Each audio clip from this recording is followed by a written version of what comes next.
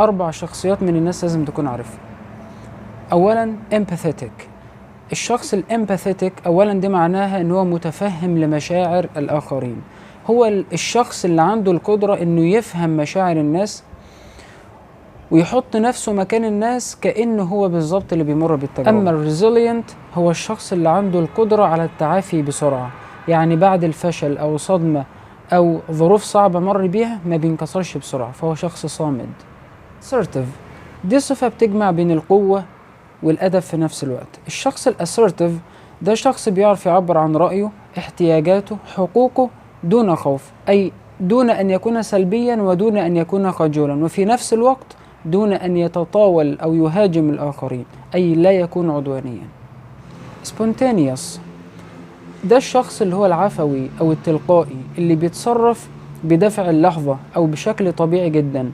We didn't plan the trip. We just packed our bags and left in a spontaneous decision.